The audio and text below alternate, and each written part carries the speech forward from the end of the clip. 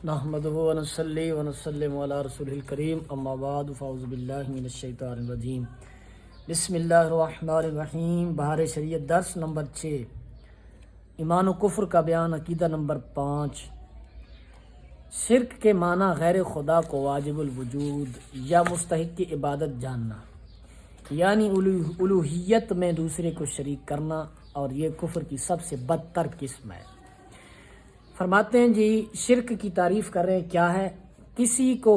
کسی اللہ کے سوا کسی کو خدا سے مراد جہاں اللہ عز و جل کی ذات ہے، اللہ عز و جل کے علاوہ کسی کو واجب الوجود جاننا۔ واجب الوجود یعنی اس کا ہونا واجب ہے، اس کا عدم محال ہے، اور اس کا وجود واجب ہے، اس کا ہونا واجب ہے، ضروری ہے۔ یا مستحق کی عبادت کہ کسی کے متعلق کہنا کہ وہ بھی اس کی بھی عبادت کی جا سکتی ہے، یعنی الوہیت میں دوسرے کو شریک کرنا، اور یہ کفر کی سب سے بدتر قسم ہے۔ اس کے سوا کوئی بات اگرچہ کیسی شدید کفر حقیقتاً شرک نہیں۔ تو شرک کو انہوں نے جو ہے وہ وضاحت کر دی کہ ان تین چیزیں جو بتائی ہیں ان کے علاوہ کوئی چیز حقیقتاً شرک نہیں ہے، ولہذا شرع مطہر نے اہل کتاب کفار کے احکام مشرکین کے احکام سے جدا فرمائے۔ اسی وجہ سے کتابی جو کافر ہیں، کتابی کافر کون سے؟ کتابی کافر کون سے؟ ابھی جو بتایا تھا، جو کسی نہ کسی آسمانی کتاب کی پیروی کرتے ہیں، کتاب اہل کتاب کفار کے احکام مشرکین کے احکام سے جدا فرمائے۔ کتابی کا ذبیحہ حلال، مشرک کا مردار۔ کتابیہ سے نکاح ہو سکتا ہے، مشرکہ سے نہیں ہو سکتا۔ آیت پاک جیسے ہے وَطَعَامُ الَّذِينَ أُوتُوا الْكِتَابَ حِلٌّ لَكُمْ وَطَعَامُكُمْ حِلٌّ لَهُمْ وَالْمُحْصَنَاتُ مِنَ الْمُؤْمِنَاتِ وَالْمُحْصَنَاتُ مِنَ الَّذِينَ أُوتُوا الْكِتَابَ مِنْ قَبْلِكُمْ، سورۃ المائدہ کی یہ آیت ہے۔ اور امام شافعی کے نزدیک کتابی سے جزیہ لیا جائے گا، مشرک سے نہ لیا جائے گا، بلکہ مشرک سے قتال کیا جائے گا، جہاد کیا جائے گا۔ اور آگے فرماتے ہیں کہ اور کبھی شرک بول کر مطلق کفر مراد لیا جاتا ہے۔ یہ جو قرآن عظیم میں فرمایا کہ شرک نہ بخشا جائے گا، اس سے مراد یہی شرک ہے جو پیچھے وضاحت کی کہ ان اللہ لا یغفر ان یشرک بہ، کہ بے شک اللہ تعالیٰ نہیں بخشتا کہ اس کے ساتھ کسی کو شریک ٹھہرایا جائے۔ وہ اسی معنی پر ہے، یعنی اصلاً کسی کفر کی مغفرت نہ ہوگی، باقی سب گناہ اللہ عز و جل کی مشیت پر ہیں، جسے چاہے بخش دے۔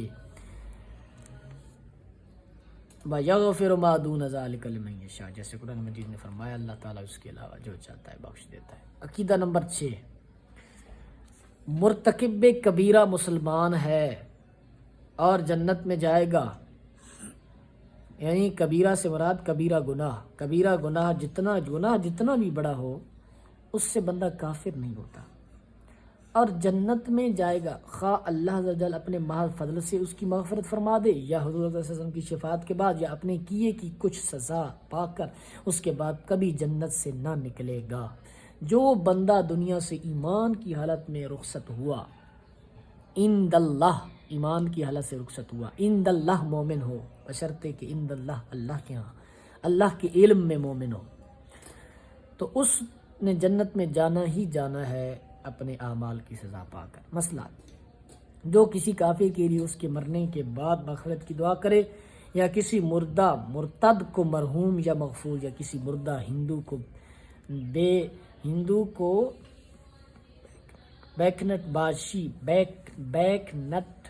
بیک نٹ باشی کہے، وہ خود کافر ہے۔ یہ کہتے ہیں ہندوؤں کی زبان میں بیک نٹ باشی جنتی کو، کسی کافر کو جنتی کہنا، مغفور کہنا، کسی مرتد کو جنتی کہنا، یا اس کے لیے دعائے مغفرت کرنا، وہ خود کفر ہے۔ قرآن مجید فرقان حمید نے اس سے منع فرمایا ہے۔ اور البحر الرائق میں لا یجوز الدعاء بالمغفرت للمشرک، کہ مشرک کے لیے دعائے مغفرت جائز نہیں ہے۔ مسلمان کو مسلمان، کافر کو کافر جانا ضروریات دین سے ہے، اگرچہ کسی خاص شخص کی نسبت یہ یقین نہیں کیا جا سکتا کہ اس کا خاتمہ ایمان یا معاذ اللہ کفر پر ہوا، توقع کہ اس کے خاتمے کا حال دلیل شرعی سے ثابت نہ ہو، مگر اس سے یہ نہ ہوگا کہ جس شخص نے قطعاً کفر کیا ہو اس کے کفر میں شک کیا جائے، کہ قطعی کافر کے کفر میں شک بھی آدمی کو کافر بنا دیتا ہے۔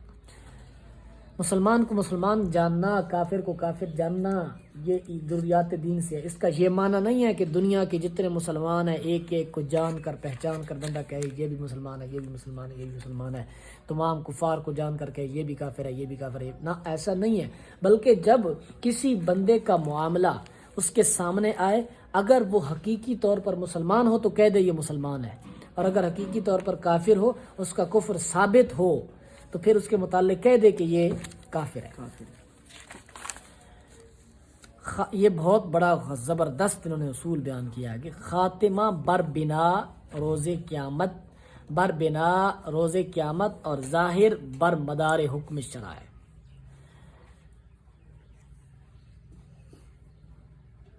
کہ روز قیامت کا جو حساب و کتاب ہے وہ خاتمہ پر موقوف ہے، خاتمہ پر بنائے روز قیامت ہے، یعنی روز قیامت جو حساب و کتاب ہوگا اس میں دیکھا جائے گا کہ خاتمہ کیسا ہوا ہے، اور ظاہر پر مدار حکم شرع ہے کہ اگر کوئی بندہ دل میں کفر بھی رکھتا ہے لیکن ظاہر اس کا زبان سے اقرار کسی ضروریات دین کا نہیں کرتا تو اس پر حکم مسلم لگایا جائے گا، اس کو مسلمان کا حکم لگایا جائے گا اس پر، اور اس کے ساتھ مسلمانوں جیسا برتاؤ ہی کیا جائے گا۔ اور اگر کوئی شخص دل میں ایمان رکھتا ہے لیکن زبان پر کلمہ کفر ہے، وہ تو خیر عند اللہ بھی کافر ہے، اور اس کے ساتھ کفار والا سلوک کیا جائے گا، اس کے دل پر نہیں دیکھا جائے گا، اور نہ ہی انسان کی دسترس ہے دل دیکھنا۔ اس کو یوں سمجھو کہ کوئی اس پر اس بات سے ایک اعتراض رفع ہوتا ہے، جیسے نیچریا کا اعتراض ہے، ہمیں کیا پتہ کہ لوگ کہتے ہیں جی ہمیں کیا پتہ کہ دل میں مسلمان ہو، ہمیں کیا پتہ کہ دل میں اس کے کیا چل رہا ہے۔ تو بھائی یہ بات تو ہے ہی نہیں کہ ہمیں کیا پتہ، ظاہر پر فتویٰ ہے، ظاہر کے متعلق عقیدہ اور نظریہ رکھنے کا حکم دیا گیا ہے ہمیں، نہ کہ باطن۔ تو اس بات کی تو ہم نے فکر ہی نہیں کرنی کہ اس کے دل میں کیا چل رہا ہے، یہ تو اس کے رب کا معاملہ ہے، اس کا اور اس کے رب کا معاملہ ہے۔ اس کو یوں سمجھو کہ کوئی کافر مثلا یہودی یا نصرانی یا بت پرست مر گیا تو یقین کے ساتھ یہ نہیں کہا جا سکتا کہ کفر پر مرا، مگر ہم کو اللہ اور رسول کا یہی حکم ہے کہ اسے کافر ہی جانیں، اس کی زندگی میں اور موت کے بعد تمام وہی معاملات اس کے ساتھ کریں جو کافروں کے لیے ہیں، مثلا میل جول، شادی بیاہ، نماز جنازہ، کفن دفن۔ جب اس نے کفر کیا تو فرض ہے کہ ہم اسے کافر ہی جانیں اور خاتمہ کا حال علم الہی پر چھوڑیں، جس طرح جو ظاہراً مسلمان ہو اور اس سے کوئی قول و فعل خلاف ایمان نہ ہو، فرض ہے کہ ہم اسے مسلمان ہی مانیں، اگرچہ ہمیں اس کے خاتمہ کا بھی حال معلوم نہیں۔ یعنی کہ کوئی ظاہری طور پہ کافر تھا تو اس کے خاتمہ کا ہمیں نہیں پتہ، لیکن جب وہ ظاہری طور پہ کافر تھا تو اس کے ساتھ کافر والا برتاؤ ہی کریں۔